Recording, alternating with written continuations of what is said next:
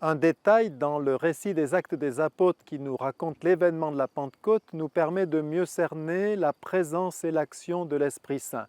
Saint Luc nous précise que tous ceux qui étaient présents à Jérusalem ce jour-là entendaient les apôtres chacun dans sa langue maternelle. La langue de la maman, c'est quelque chose. J'ai une paroissienne qui est maintenant à la retraite, mais qui pendant de longues années a été aide ménagère chez des personnes âgées. Elle raconte qu'un jour, elle s'est trouvée chez un couple en même temps que le médecin arrivait. Ce médecin n'était pas de Monistrol. D'ailleurs, à sa retraite, il est reparti dans son village natal. Alors il leur dit, « Alors messieurs, dames, qu'est-ce qui ne va pas ?»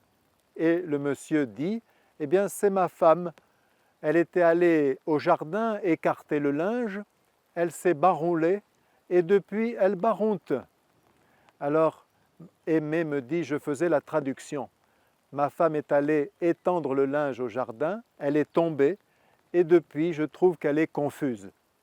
Il parlait sa langue maternelle et le médecin avait du mal à le comprendre. C'est inouï. Je prends une petite comparaison. Quand je parle à mon chien, ma parole se dégrade en signal. Mon chien répond à une intonation. Bien sûr, il peut ressentir si je suis enthousiaste ou si je suis peiné, bien sûr, mais il ne peut pas comprendre un discours, il ne peut pas entendre une confidence.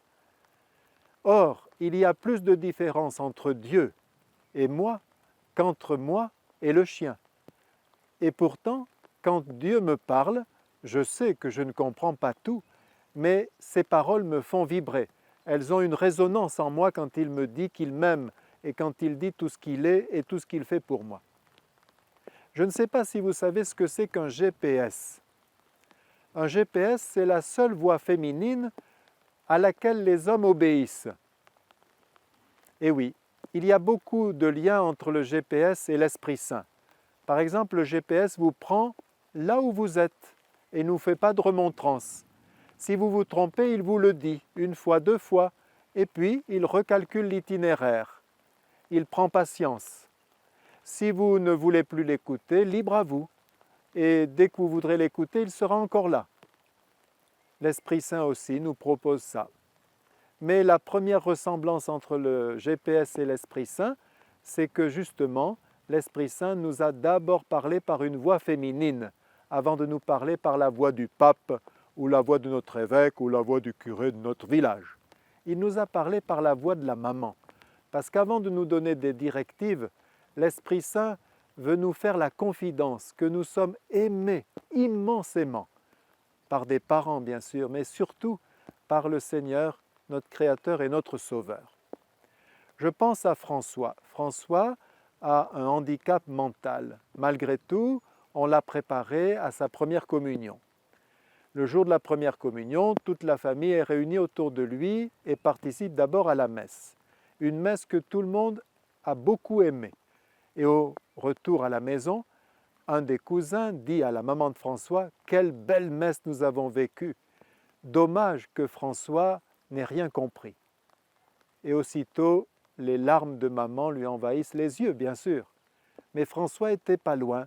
Il s'approche de sa maman et lui dit « Maman, c'est pas grave, parce que Jésus, il m'aime comme ça. » En fait, c'était lui qui avait tout compris. Ce que les théologiens mettent des pages et des pages à nous expliquer, qu'il est important que nous nous aimions comme nous sommes, sinon Jésus ne pourra jamais nous emmener là où il veut nous entraîner. L'Esprit Saint nous parle par la voix de maman. C'est avec maman que nous avons fait les plus beaux et les plus grands et les plus durables apprentissages. On posait des questions à des enfants en catéchèse et un petit a dit « C'est normal que Adam et Ève aient fait un péché, ils n'avaient pas de maman. » Confidence d'une maman me racontant tout ému ce qu'elle avait vécu en famille. Un jour, elle était allée en course après avoir fait ses recommandations à ses 3 enfants. Quand elle revient, elle découvre que la petite statuette de la Vierge Marie à laquelle elle tenait tellement parce qu'elle était de son arrière-grand-mère est en poussière sur le sol, tellement elle était fragile. Alors elle explose contre ces deux garçons. Je vous avais pourtant dit de ne pas jouer dans le salon. Mais enfin, etc., etc. Vous savez, des fois, la colère qui explose, il est difficile de la maîtriser. Les enfants écoutent sans rien dire. Et puis quand elle a fini de gronder, c'est la petite qui dit « Maman, ce ne sont pas les garçons, c'est moi ». Alors elle lui dit « J'ai beaucoup de peine parce que je tenais à cette statuette, mais je suis très fière de toi parce que tu as dit la vérité, parce que tu n'as pas laissé accuser tes frères. » Je suis sûr que cette petite fille s'en souvient encore.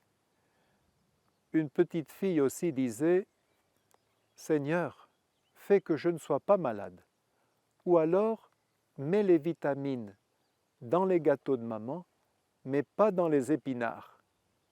Voilà, l'Esprit Saint nous conduit aussi vers la joie et dans la vérité.